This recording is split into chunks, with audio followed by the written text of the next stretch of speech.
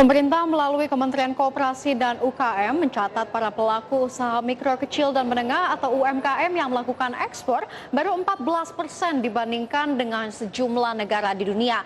Menteri Koperasi dan UKM menyebutkan sejumlah masalah yang dihadapi UMKM dalam melakukan ekspor.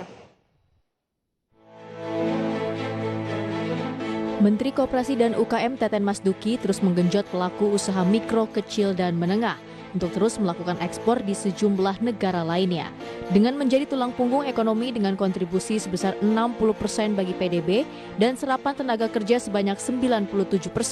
Namun kontribusi UMKM melakukan ekspor disebutkan hanya 14%, sedangkan 86%-nya didominasi para pelaku usaha besar.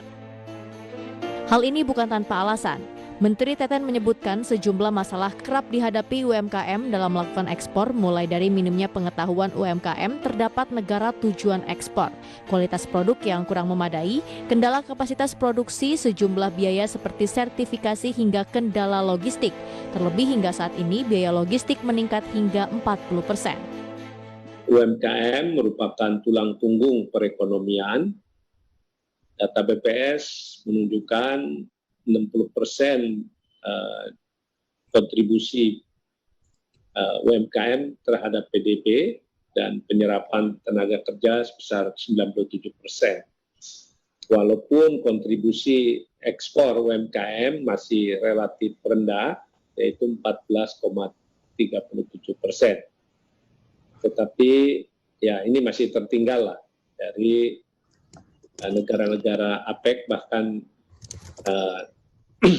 yang APEC sudah mencapai 35%.